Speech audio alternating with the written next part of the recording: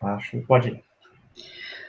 Olá, estamos aqui iniciando um bate-papo. Eu sou Carmen Oliveira, psicóloga, ativista dos direitos de criança e adolescente, da luta antimanicomial, junto com o Ricardo Lugon Arantes, psiquiatra da infância e da adolescência, que trabalha na rede e na universidade, e a Anete Cunha, que é uma militante da assistência social e trabalha na rede, na prefeitura de Novo Hamburgo.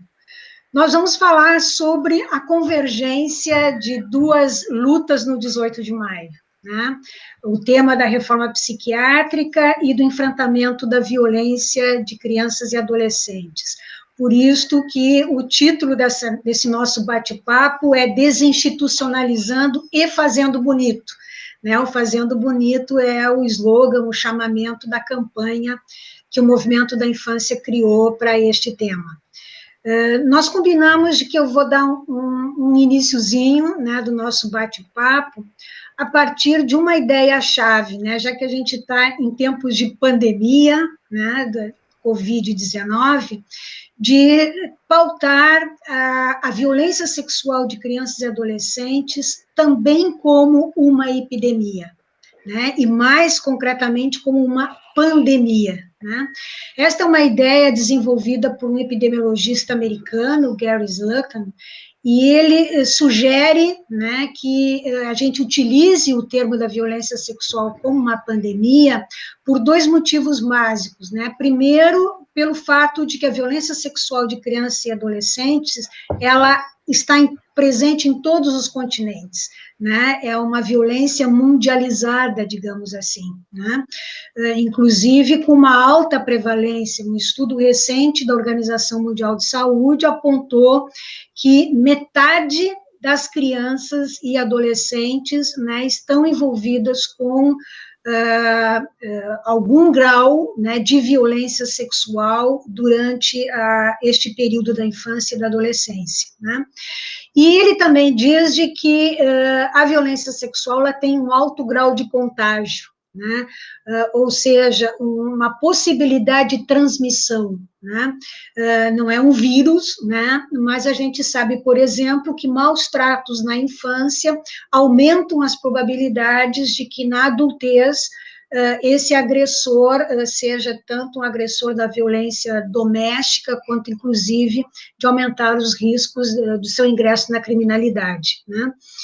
E talvez uma grande diferença, né, das outras epidemias e pandemias é o fato de que esta pandemia, que é a violência sexual, ela é muito invisível, né? Ela é, inclusive, escondida socialmente, né? Ela é subnotificada pelas redes de atendimento.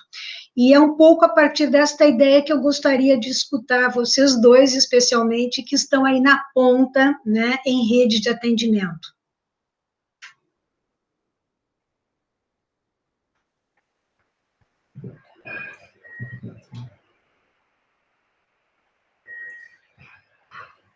Bom, eu queria dizer que é um prazer estar aqui conversando com a Carmen e o Ricardo, né, sobre estas lutas do dia 18 de maio, e com relação à questão do enfrentamento da violência contra crianças e adolescentes, acho que a Carmen tem razão, né?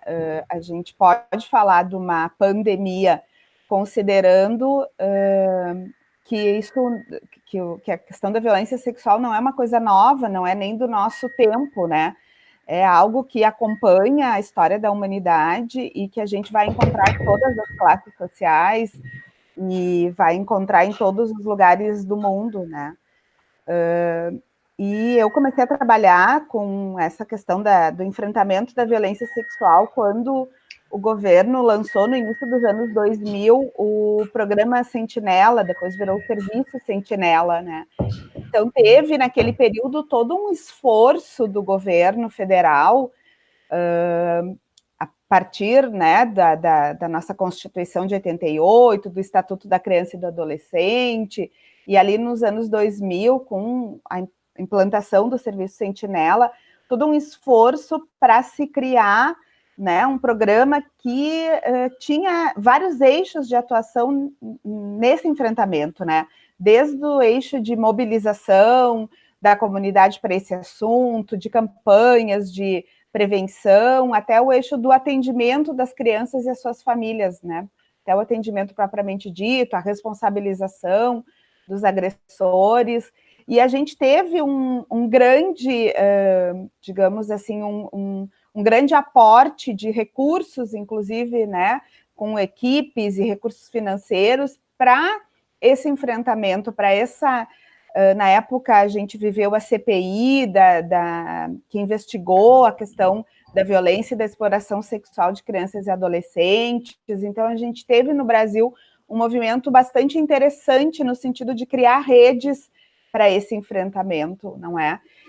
E hoje, né, depois o Serviço Sentinela acabou sendo incorporado aos CREAS, e não que isso fosse ruim, a questão é que a gente continuou com uma mesma equipe de trabalho, né, que antes o foco era criança e adolescente, e passou a dar conta e atender outras formas de violência, não é? Mulheres vítimas de violência, idosos vítimas de violência, pessoas com deficiência em situação de violência, então o escopo... E até mesmo outras questões relacionadas à criança e adolescente, né, como trabalho infantil, medida socioeducativa de meio aberto.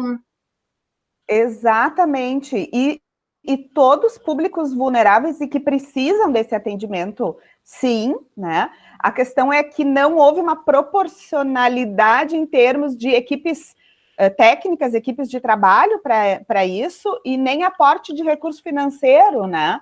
Então, se tu trabalhava com 2 psicólogos, 2 assistentes sociais, um educador, uma coordenação, tu passou a atender todos esses outros públicos com a mesma equipe, né?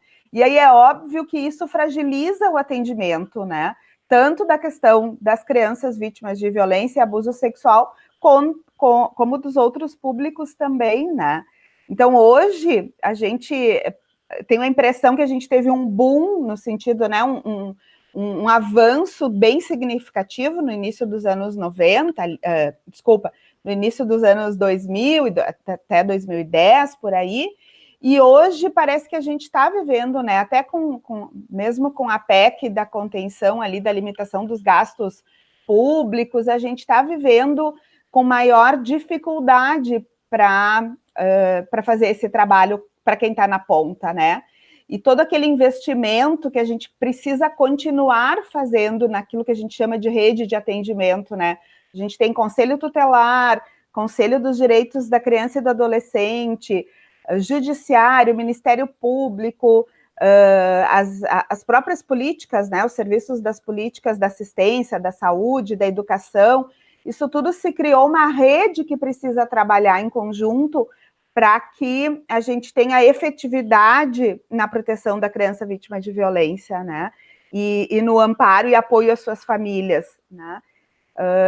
Mas essa rede precisa continuar sendo fomentada, capacitada, precisa continuar tendo investimento de recursos, né? E isso hoje eu tenho a impressão que a gente está carente, né, de continuar os investimentos nesta rede, né, nas nossas parcerias. Não sei se eu estou um pouco me sentindo um pouco, como é que se diz assim, com tantas notícias de desgoverno, a gente acaba ficando meio... Não, mas eu acho... com desalento. Eu acho que o teu diagnóstico, ele está certo, exatamente, e vem de encontro a uma avaliação que foi feita por 4 fundações internacionais, né, num relatório que se chama Índices Fora das Sombras, né, que apontou que o Brasil, em comparação a 60 países, né, no tema do enfrentamento da violência sexual, ele está em 13º lugar, ou seja, a gente não está tão ruim assim, né? E eles fazem um destaque exatamente nisso que tu estás apontando, né? No alto grau de mobilização, inclusive, o item em que o Brasil foi melhor pontuado foi o engajamento, ele teve uma pontuação quase que o dobro da média geral dos outros países, né? Porque, enfim, mobilizou o judiciário, mobilizou empresas, né? Mobilizou a sociedade civil, né? E teve a pior avaliação foi a do marco legal, também foi super elogiada, né, tanto na tipificação desse tipo de violência, né, quanto na adesão às convenções internacionais na área, mas a pior avaliação foi no atendimento, né, na resposta que os programas governamentais dão para isto, né? E eu queria, então, escutar um pouco o Ricardo, porque no campo da saúde mental, da reforma psiquiátrica, a infância e a adolescência entraram como prioridades quase tardias, né? Esta é uma tese central que tu tens conhecimento. Uhum. Então, né, agradecer as pessoas que estão assistindo a gente.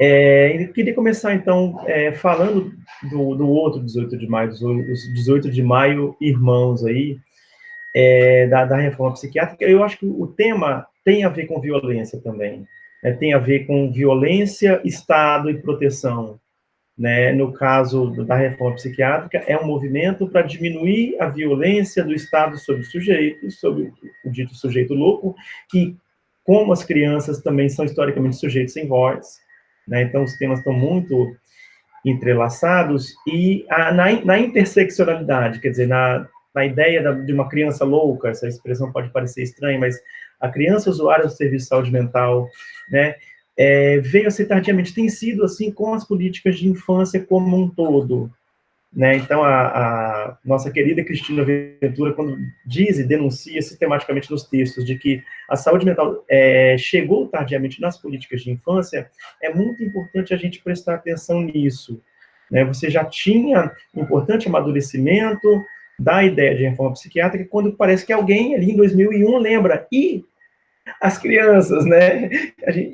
E houve aí talvez uma escolha, né, por um desenho que levou um tempo para a gente cair a ficha e poder repensar, que é o seguinte: de alguma maneira, a ideia de CAPS, que seria um serviço estratégico para desinstitucionalização de egressos do sistema manicomial, foi adaptado à infância, né, foi convidado, pensando inicialmente as experiências ali do final dos anos 90, início dos anos 2000, trabalhando com autistas e psicóticos graves, são as experiências pioneiras, a experiência de Betim, falava também bastante de comunidade, mas ainda com uma série de impasses em como se colocar, né? E vejo aqui, acho que eu faria uma postura de que CREAS e CAPSI talvez foram criados, equipes foram postas. Bom, a gente vai ter uma dificuldade em responder à imensidão de problemas, mas eu acho que houve aí um grande vácuo, talvez, na capacidade desses dispositivos de criarem redes, né? Talvez, quando tu fala aí, Carmen, da ideia de atendimento, essa ideia de que a gente garante direitos oferecendo atendimento é uma ideia que a gente tem que se perguntar o quanto, talvez, na entrada, em relativamente pouco tempo, da escala de 10 mil, 30 mil profissionais nas redes, né, o quanto foi difícil a gente construir redes sensíveis, redes bem estruturadas, redes bem equipadas, porque o que protege, né, pensando que a intersetorialidade é a palavra-chave aí, são as redes, né? O serviço sozinho pode ter o dobro, o triplo de equipe, né? Se ele não está ativamente construindo redes com assistência, com educação, enfrentar as violências, seja a violência do Estado, da reforma psiquiátrica, seja a violência intrafamiliar, né, no caso do enfrentamento da violência contra a criança, violência sexual contra a criança, né, essa proteção vai ser falha, né? Quem vai prevalecer os furos da rede ao invés do nós. Eu queria também colocar uma pimentinha nisso que tu fala, Carmen, aí, dessa ideia de epidemia, né, dessa ideia de talvez uma transmissão intergeracional da violência. Parece que tem uma armadilha aí, não sei se, acho que tu não cai nela, do quanto, às vezes, as questões são reduzidas ao escopo familiar, para a gente pensar também nas violências estruturais, né? Uma parte importante da violência sexual tem a ver com o machismo estrutural que a gente vive, Com né? certeza. A ideia de mulher objeto, a ideia... Né? Às De vezes, criança objeto, de né, de propriedade dos pais, né? Isso, a criança sem voz no lugar de objeto, e tem questões estruturais que a gente ainda tem muito que enfrentar, ainda mais nos tempos de 2020 que a gente está vendo. Né? Então, a gente teve um importante retrocesso na possibilidade de debater isso. Né? Por exemplo, quando a gente olha para o tema saúde da mulher, geralmente o tema saúde da mulher está colado em saúde reprodutiva. Né? Esquece climatério, esquece, né, uma série de cânceres aí, né? Enquanto o tema, por exemplo, saúde da mulher como um todo está ligado à saúde reprodutiva. Então, e o tema da saúde mental, às vezes, também fica colado em patologias, né? E o quanto das vulnerabilidades tem produzido sofrimento, que sofrimento não necessariamente coincide com diagnósticos, não coincide com classificações diagnósticas, né? E o quanto as violências têm produzido sofrimento, né? Que não vão se enquadrar em CID e DSM, né? E quanto às vezes tem ruído nessa conversa aí. Então, tu aponta uma questão fundamental, né, que a gente estava discutindo, que é o tema da invisibilidade e para as redes, né, a subnotificação. Existe um estudo demonstrando ou apontando que tem 3 fatores que talvez justifiquem, né, a subnotificação da violência sexual de crianças e adolescentes. O primeiro é uma certa tolerância social, né, que vem bem de encontro ao encontro do que tu dizes, de uma visão patriarcal em que mulheres e crianças são propriedade dos homens, né, e que, portanto, seus corpos podem ser submetidos ao prazer masculino, né? Digamos, nós temos 2 desigualdades importantes aí, uma desigualdade de gênero e uma desigualdade geracional, né? De uma autoridade, né, de um corpo de adulto que se impõe sobre a criança ou adolescente. O segundo fator que esses estudos apontam é imaginar que isto é um assunto de família, isso é um assunto privado, isso é fora de um controle social, né? Então, não se mete a colher em assuntos privados, né? E o terceiro fator é imaginar que a violência sexual, ela faz parte de contextos periféricos, ou seja, é coisa de perifa, né? É coisa de pobre. E hoje a gente já tem demonstrado que até mesmo a exploração sexual, o abuso sexual, sem dúvida, né, ele está perpassando as classes sociais, mas hoje, inclusive, a exploração sexual não se dá só por motivo de miséria ou de baixa renda, né, tem outros fatores levando adolescentes, por exemplo, à exploração sexual, mesmo vindo de classes mais favorecidas, né. E o mais grave neste sombreamento todo por esses fatores é que, quanto mais sombreado, menores possibilidades de proteção, né? Mas aí eu queria escutar um pouco vocês, porque, enfim, eu já fui gestora da política nacional, né?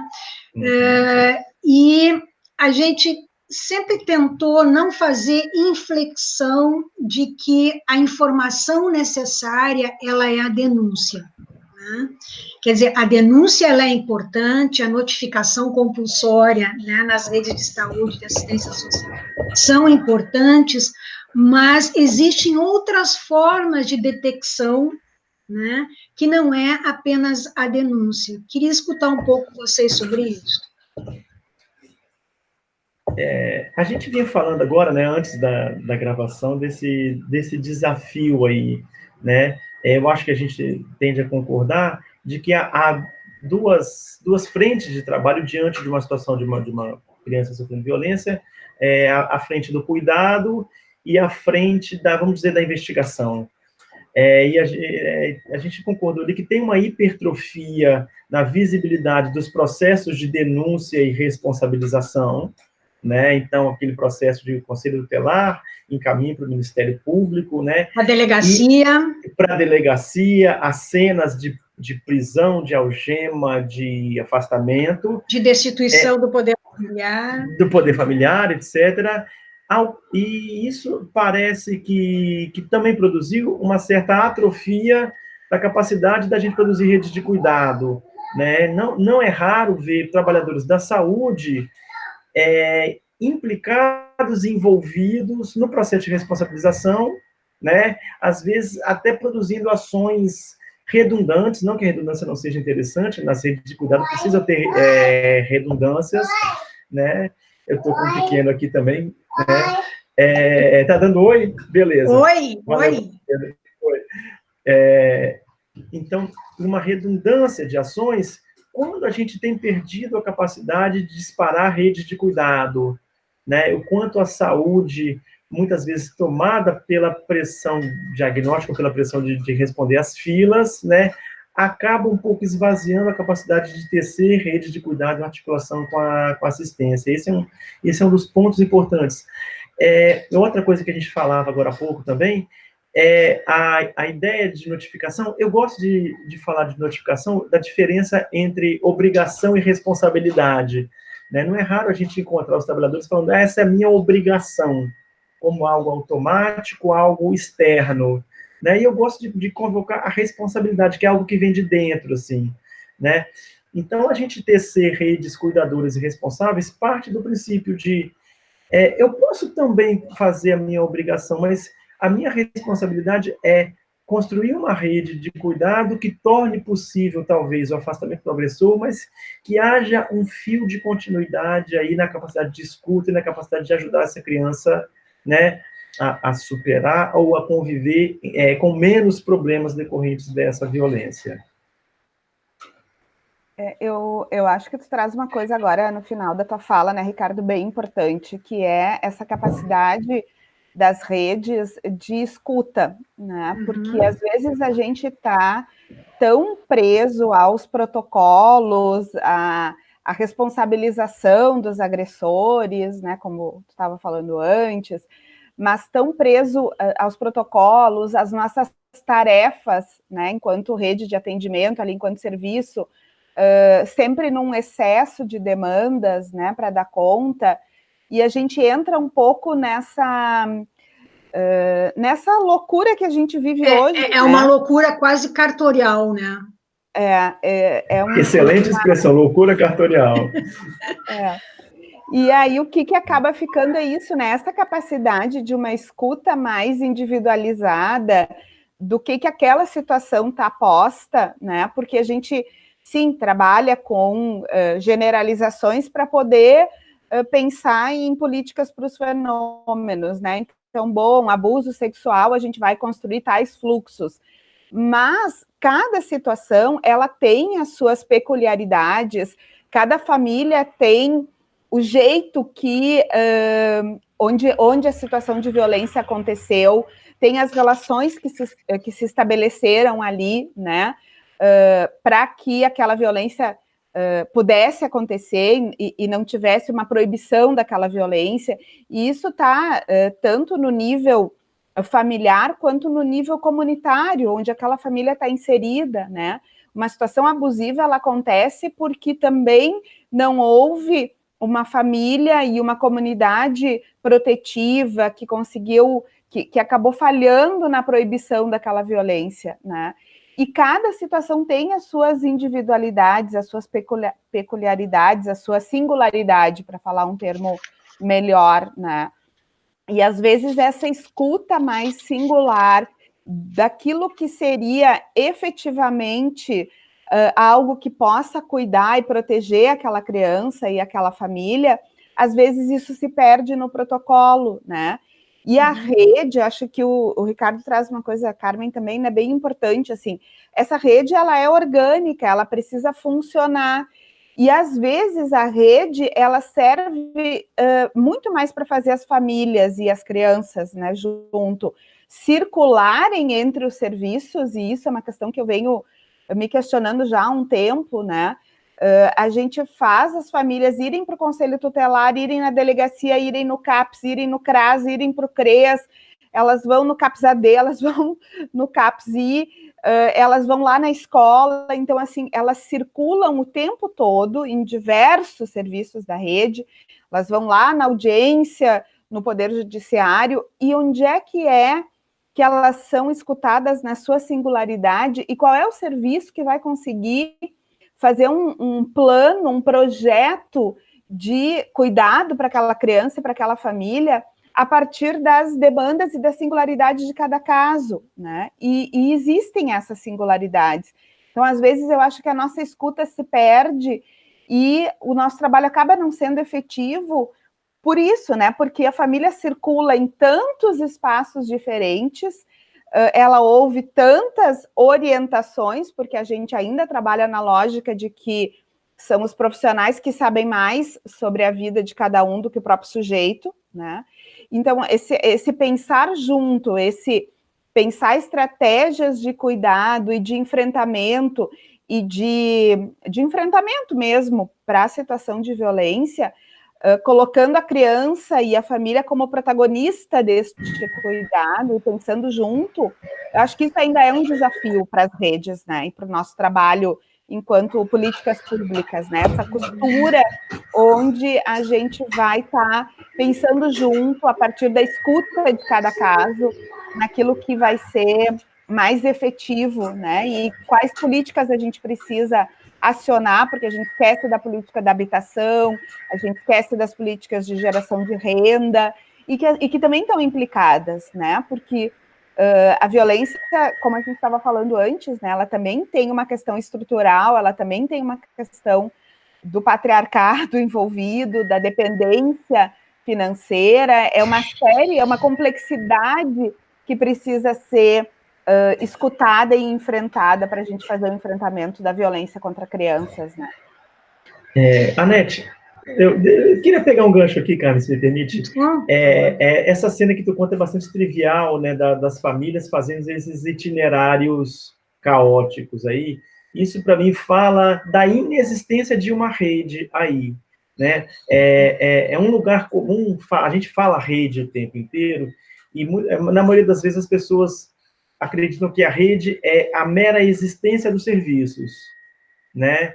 E acho que isso também, lembrando do outro tema de hoje, do 18 de maio, da saúde mental, eu aprendi na saúde mental de que rede é o modo de operar, né? Rede é a capacidade de sintonizar objetivos, né? De compartilhar tarefas, de caminhar juntos para o mesmo lugar, né? E estando em contato, em sincronia. E muitas vezes isso não acontece. Então, retomando até o argumento que eu usei há pouco, CAPS-I e CREAS têm tido dificuldades em construir redes. Redes, então, se configuram de eu, Ricardo, conheço a Anete, a gente se comunica em torno do caso de uma criança ou de uma família, a gente compartilha, ainda que exista, né, acho que eu e a Anete se conhecemos há um tempo já, ainda que exista uma série de tensionamentos, mas que a gente possa pactuar caminhos para, de alguma maneira, racionalizar esses itinerários caóticos, né, porque é absolutamente perverso, esses itinerários caóticos são absolutamente perversos. Então, esse é um dos grandes desafios. Como é que a gente consegue construir redes? E construir redes não necessariamente tem a ver com implantar serviços, né? Claro que a dimensão material importa. É bom a gente ter um computador no serviço, é bom a gente ter alguma forma de se comunicar, é bom, às vezes, ter um ar-condicionado num dia de muito frio, num dia de muito calor, né? Mas essa forma de trabalhar conhecendo os parceiros intersetoriais e sintonizando e tendo espaço, inclusive, para tensionar, isso a gente tem tido dificuldade de construir ainda. Então, eu lembro que um dos programas mais bem avaliados que nós tivemos na Secretaria de Direitos Humanos, pelo TCU, pelo Tribunal de Contas da União, ele era um programa muito singelo, ele tinha uma denominação de PAIR, né, que é Programas de Ações Integradas e Regionalizadas, né, e o que o PAIR fazia? Era um recurso, né, que a gente repassava ao município para o município poder fazer o agenciamento da rede, né? Estou usando aqui um termo que vem da esquizoanálise, né? Porque o Guattari dizia de que uma rede sem agenciamento, ela é uma carcaça, né? Ela não, nem se movimenta, nem circula, né? Muito bom. E, então, esse agenciamento, o que ele tinha como estratégia? A tal das comissões intersetoriais, né? Que era a possibilidade de um encontro com a periodicidade que a rede municipal estabeleceria, mas de encontro de representantes da saúde, da escola, do conselho tutelar, da assistência social, né? Às vezes até da delegacia especializada ou não, né? Mas isso era quase que o pulo do gato, né? Isso fazia a diferença, né? Então, voltando àquela questão inicial, a gente talvez tivesse de deslizar um pouco mais, deslocar, né, tirar o foco dos canais de denúncia para os canais de escuta e para os canais de encontro, né, que favoreça essa troca, esse agenciamento, né. Aí eu queria escutar vocês dois sobre uma outra perspectiva, ainda nesse tema das fontes de detecção. O Ministério da Educação, nas gestões petistas, né, longe do que temos hoje aí, né, tinha um programa, não, o Inonimável, né, tinha um programa denominado Escola que Protege, né, que era um programa que agenciava os professores, né, para uma escuta mais acurada em relação à violência, né, a todas as violências, ou seja, a partir de alguns sinais que aparecem, inclusive, em sala de aula, que o professor pudesse ficar mais atento e ver em que medida, né, algo poderia estar acontecendo com essa criança, com o tema da violência, né, da violência doméstica ou não, né. Então, como que vocês veem hoje, né, atualmente, este papel da escola junto às redes de assistência social e de saúde? Anete.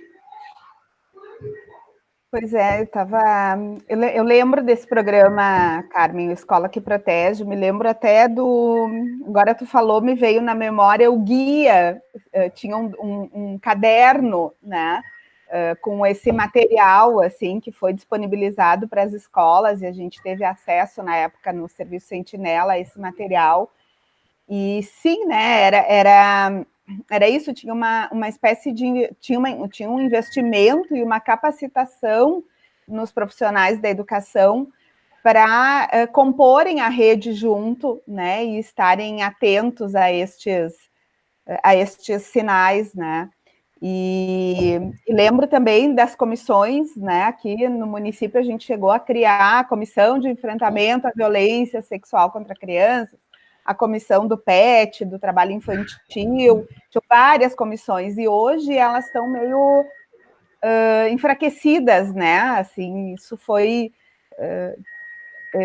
perdendo um pouco a força, né, esses espaços coletivos, e acho que, eu já vou responder a tua pergunta, mas não quero perder esse gancho, assim, de que a gente está aqui, né, comemorando o dia 18 de maio e as lutas que ele representa, e acho que essa ideia da gente não desistir dos coletivos, né, dos conselhos de política pública, dos conselhos de direitos, das comissões, que são as instâncias que vão estar fazendo controle social e deliberando as políticas, acho que isso é algo que a gente precisa, não pode perder, né, a gente tem que continuar com essa luta, precisa retomar esses espaços coletivos, né, justamente para isso que tu traz, porque os agenciamentos, eles não se fazem pelos estabelecimentos, pelas instituições puras e frias, né? Eles se fazem pela possibilidade de... Pelos fluxogramas, né?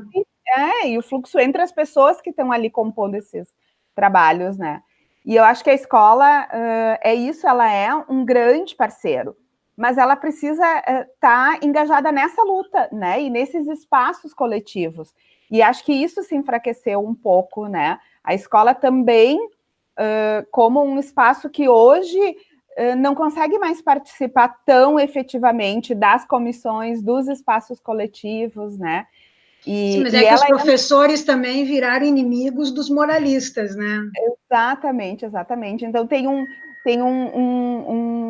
descrédito, né, na educação, um descrédito nos professores, né? E acho que é isso, a gente precisa continuar apostando, né, na educação e no trabalho dos professores como atores importantíssimos dessa rede, né?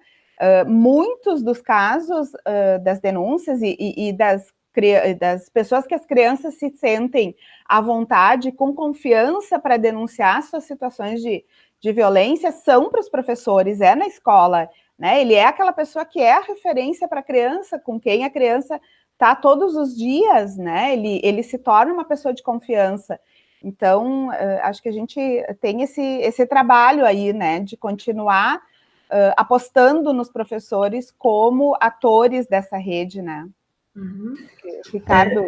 Fico pensando aí da nossa história em Novo Hamburgo, né, e talvez um dos grandes dilemas é como é que a gente constrói uma relação orgânica, né, com as escolas. Em Novo Hamburgo eu tive o orgulho de presenciar e vivenciar isso. Saúde mental e educação tem uma relação de longa data, de algumas décadas aí, né, para não se tornar simplesmente mais um programa que chega para dizer que os professores têm que diagnosticar pontinho, pontinho, né, porque fico pensando aí também no quanto de violência estrutural existe no campo da educação, e os professores também vivenciando essas violências estruturais, né?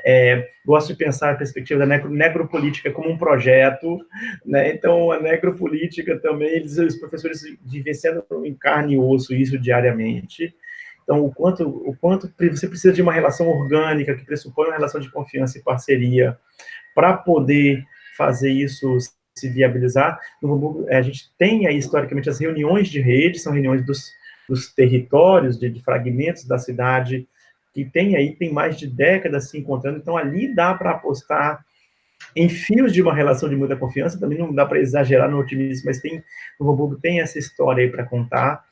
E fico pensando também, né, para a gente não esquecer o campo da saúde mental, o quanto você tem uma violência estrutural, mas você também tem processos de medicalização em termos amplos importantes, né?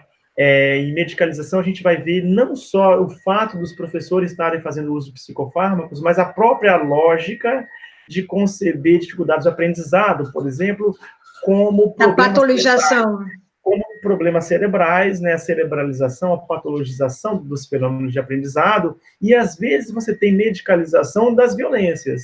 Acreditar que esse problema é um problema individual, né, medicalização envolve também uma certa dimensão de privatização dos problemas, né, então esse é um problema individual, que é no campo da saúde e da biomedicina que você vai oferecer resposta, né, e eu acho que a experiência de Novo Hamburgo nos ensinou a conhecer a especificidade do discurso da educação, né, as lógicas, os eixos estruturantes, né, a educação infantil tem ensinado um monte para a gente aí, né, aliás, em tempos desse distanciamento social que a gente está vivendo, a educação infantil tem sido um desafio muito interessante de como a questão não é dar conta do currículo, a questão não é dar conta das horas, né, mas de como construir juntos processos de conhecimento. Mas sim, eu faço a aposta que compor com a educação redes de prevenção, né, prevenção, então, ali enfrentando as violências estruturais, denunciando elas e fazendo processo singular de cuidado, quanto também no fechamento e retomada dos processos de cuidado. Né? Então, uma criança que passou por violência, para que ela não se afaste da escola, ela não está frequentando. Eu gosto de pensar a matrícula como um contrato, né? Um contrato que não precisa ser cumprido necessariamente presencialmente, mas é o fio que ajuda a dar visibilidade como a gente, por exemplo, consegue, com crianças que têm passado por violência, tem um fio de continuidade na escola, que é um lugar extremamente estratégico de cuidado. Então, eu pensei que talvez a gente pudesse agora, aproveitando esse momento final, né, que ainda nos resta, da gente pensar a pandemia dentro da pandemia, né? Ou seja, essa pandemia que a Uma gente meta-pandemia, né? E essa pandemia relacionada à violência sexual dentro da pandemia Covid-19, né? Como é que vocês veem a vulnerabilidade de crianças e adolescentes neste momento? Quer falar, Nete? Pois é, tu sabes que eu fico bem preocupada, assim, porque a gente... eu tenho escutado notícias falando do aumento do índice de violência contra as mulheres, né, na pandemia, assim, isso já começou a circular na mídia, né? Sim. E a questão da violência contra a criança. Inclusive, no Ministério, eu achei muito curioso que ontem a ministra Damares fez lançamento de uma campanha, eu achei que bom, está fazendo campanha do 18 de maio, né, que estamos aqui às vésperas. Não, ela estava fazendo uma campanha de violência doméstica no contexto da Covid. Mas, enfim. Esquecemos do 18 de maio, tudo bem. Araceli vive, né? Sim. Mas é isso, eu acho que assim, isso já está aparecendo na mídia, mas com relação à violência contra crianças e adolescentes, e mais especificamente com relação à violência sexual, isso não está aparecendo na mídia, né? Mas as crianças, da mesma forma que as mulheres estão mais vulneráveis, eu entendo que as crianças estão mais vulneráveis também, né? Nesse contexto, assim, porque... Sim, de fechamento de escola, né, que ainda poderia ser um lugar mais protegido, né? Exatamente, um lugar, né, a escola é um lugar mais protegido, é um lugar onde talvez a denúncia aparece, né, mais fácil, querendo ou não, é um suporte para as crianças, né, o fato de estar na escola, então, assim, agora... De sociabilidade, né, de convivência comunitária. Exatamente, né, então, eu fico preocupada mesmo, pensando como é que... E não só a violência sexual, né? Uma série de outras violências são possíveis de serem, enfim, da gente aumentar os índices dessas violências, né? Na medida que a gente... violência física, de negligência. Os castigos físicos, né? Que são... eu acho que são gravíssimos, porque muitas vezes eles estão presentes na violência sexual, a questão do maltrato físico, e quando não estão linkados com a violência sexual, a gente aceita muito mais facilmente a questão dos maus tratos contra crianças, né? A gente ainda tem essa lógica de que é uma forma de educar, né? Os maus tratos físicos, assim. Então, quanta coisa pode estar acontecendo nesse contexto da pandemia e que com o confinamento fica aquela história, é algo do privado, está acontecendo dentro da casa, eu não vou me envolver, aquele velho ditado de violência não mete a colher, né? Então, assim, acho que é preocupante, porque a gente pode estar tendo, sim, né, um aumento considerável das situações de violência pelo próprio estresse que a gente está, que as famílias também estão vivendo, que a pandemia coloca, né, todo mundo nesse rol aí de risco. Do que eu tenho escutado das pessoas que me inspiram, né, em transmissões, em lives aí, queria fazer uma marca porque a Laura Feuerwerker, né, grande pesquisadora da saúde coletiva, falou de que houve, né, um recuo da atenção básica e da saúde mental nesse primeiro momento. Isso é muito grave, né? Inclusive, do medo de ser... Inclusive, eu tenho conhecimento de alguns CAPs que estão com atendimento restrito. Eu queria ter conhecimento de alguns CAPs que estão com atendimento pleno. Eles trabalham com uma lógica da busca ativa ao contrário, né? Quer dizer, o ativo tem que ser o usuário de procurar o serviço. Mas assim... Na então, política da assistência também, né? A gente é serviço essencial, mas também está restrito o acompanhamento e o atendimento, né? Desculpa, Ricardo. Quer dizer, houve esse recuo de quem não poderia, não deveria recuar, né? Ok, foi uma novidade para todo mundo, foi um susto para muita gente, mas a gente está atento desse recuo, retomar o posição, ou pelo talvez até se antecipar a certas questões. E fazendo uma costura com o que a gente ouviu, né, anteontem, da Bianca Angelucci, na verdade no dia 14, lembra que isso aqui é gravado, de que parece que as escolas, né, e aliás, boa parte do serviço está priorizando, ou na verdade está acessando quem tem acesso à internet, para depois se dar conta dos outros aí. Então, isso é muito preocupante também no tema das violências. Né? Ok, se você consegue responder o WhatsApp, consegue ligar uma câmera, eu consigo cuidar de você.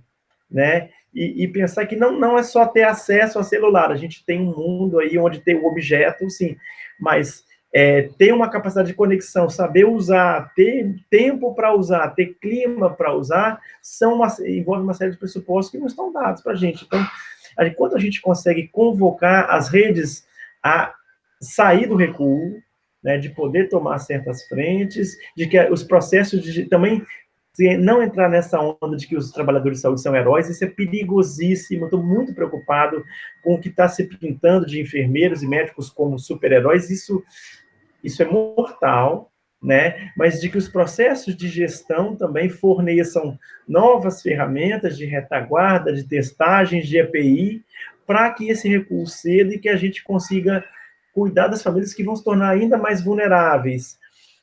Por exemplo, quando você pega crianças acessando a educação infantil, cruzando com dados de Bolsa Família, parece que agora tem equipes se dando conta de que precisavam ter feito isso, quando poderia ter feito isso há 5, 6 anos atrás.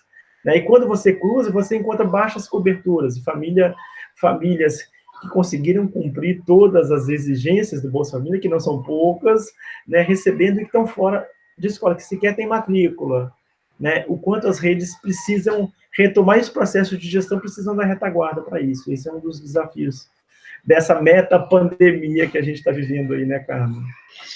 Anete, e como é que você vê a atuação dos conselhos tutelares nesse contexto? Pois é, tu fez uma pergunta muito difícil, Carmen, muito complexa. Até porque eu acho que a gente tem... Os conselhos tutelares são feitos de pessoas, né? Então, a gente tem conselhos tutelares com pessoas, né, bastante engajadas, né, nessa luta, assim, e outros não tanto. Falando de uma forma geral, não estou falando, né, falando dos municípios em geral e daquilo que a gente conhece de conselho tutelar pelo Brasil afora, né? Mas eu acho que o Conselho Tutelar ele tem um papel extremamente importante na luta pela efetivação das políticas, né? Na fiscalização dessas políticas, na fiscalização do trabalho do executivo, em poder estar, digamos assim, me fugiu a palavra agora, mas o trabalho do Conselho Tutelar ele não é restrito ao encaminhamento, né? E hoje a gente tem vivido muito essa lógica do encaminhamento, né? O conselho chega, uma situação, ele encaminha para algum serviço da rede e acabou o trabalho do conselho, né? Do conselho tutelar. Enquanto que se a gente for pensar e até estudar bem as nossas normativas e as nossas legislações, porque a gente tem muitas, né? O papel do conselho, ele tá para além, né? Ele tá para a garantia da proteção integral. Ou seja, eu tenho uma situação que chega no conselho tutelar, eu vou acionar a rede para o atendimento dessa situação, mas eu preciso acompanhar o andamento desta situação, né? Eu preciso acompanhar o serviço da rede de atendimento, eu preciso acompanhar se essa rede conseguiu se agenciar o suficiente para que essa criança tenha, né, a proteção integral que o Estatuto fala, né? E aí isso demanda não só o encaminhamento, né, para aquele atendimento específico, mas demanda lutas coletivas, participação no Conselho de Direitos, nos conselhos de direitos, nos conselhos setoriais, demanda organização coletiva, demanda estar participando dos espaços coletivos de redes de atendimento, como o Ricardo apontou ali, que aqui em Novo Hamburgo a gente tem, né? Ele tem uma demanda de atuação política, né, do Conselho Tutelar, que não é política partidária, mas que é política no sentido de cuidar das crianças e adolescentes da cidade, né, de cuidar da proteção integral. Então, eu acho que isso ainda é um desafio para os conselheiros tutelares, né? Alavancar esse trabalho deles para além da lógica do encaminhamento, né? Agenciar as redes como Carmen, aliás, se sentir como parte de uma rede, porque quando eu estou disputando aqui, Anete, quando ele fala encaminhar para a rede, parece que ele não faz parte da rede.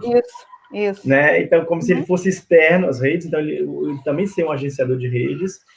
E também, o quanto ainda eu falava no início, a lógica de que você garante política pública por meio do atendimento, essa é uma lógica a ser superada. Né? Garantir proteção, garantir a consulta em tal lugar. Isso é absolutamente anos 80, isso, assim, né? Meio retrô essa onda, assim, né?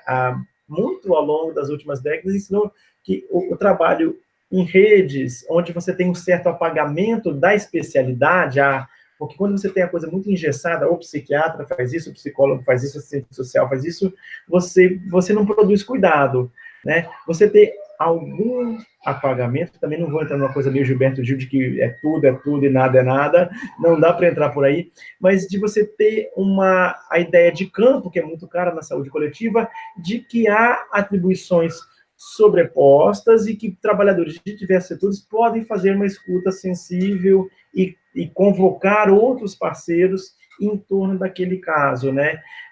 Então, acho que ainda vai levar algumas décadas para a gente entender garantia de direitos para além de garantir consulta, de garantir ficha, garantir horário, né? São lutas vindouras aí.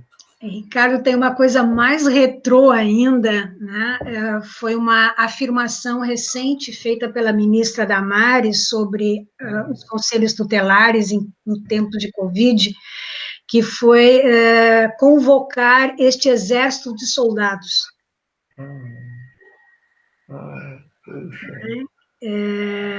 Então, acho que estamos muito longe. E por falar em Damares, né? Queria também escutar um pouco vocês, porque um dos fatores protetivos, né, que, enfim, já têm sido apontados como importantes, especialmente no caso de meninas, né, que sofrem violência sexual, ou na prevenção da violência sexual no universo feminino, a importância do empoderamento de meninas, né, que é um termo cunhado aí pelo feminismo. E aí, curiosamente, a ministra Damares, recentemente, dias atrás, lançou um concurso de máscara infantil, não sei se vocês viram, máscara de proteção, né, de equipamento de proteção, para premiar as máscaras infantis mais criativas, digamos assim, e um dos prêmios é o café da manhã com a primeira-dama, né? E no lançamento deste concurso, ela aparece com uma máscara de Mulher Maravilha, né? Então, queria escutar um pouco empoderamento das meninas no contexto de Covid. Isto é pertinente, isto é fora de tom, isto é o quê? Tu sabe que eu acho que essa questão do empoderamento, desde que o programa Sentinela, na época, né, começou, ele tinha um dos eixos um pouco nessa linha de que trabalhar com as crianças e adolescentes, né, a prevenção, o empoderamento e a capacidade de se colocar no lugar de ator desse processo, né, no sentido de um papel ativo para aprender, né, desde a perspectiva do seu lugar de sujeito de direitos, né, para aprender sobre os seus direitos e sobre como, enfim, sobre poder estar acionando as redes para denunciar também quando se enxergar em situação de violência, né. Então, eu acho que essa questão do empoderamento, ela é fundamental, né? Neste sentido de que o sujeito precisa ser ativo, conhecedor dos seus direitos, conhecedor, né, do seu papel social, conhecedor daquilo que é toda a rede de proteção e poder ser ativo nesse sentido disso, né, de poder estar se enxergando no lugar de um sujeito de direitos e de um sujeito que pode, inclusive, fazer denúncias, né, quando sente que os seus direitos estão sendo violados, né. E acho que essa é uma das questões importantes do 18 de maio, né, da gente lembrar do caso Araceli, né, dessa menina que foi violentada, assassinada, e que o crime ficou impune. Quando a gente marca o 18 de maio, quando a gente marca esses dias de luta, de campanha, quando a gente se mobiliza, quando a gente conversa desse assunto, né? Porque é isso, esse assunto precisa ser trazido para a discussão, né?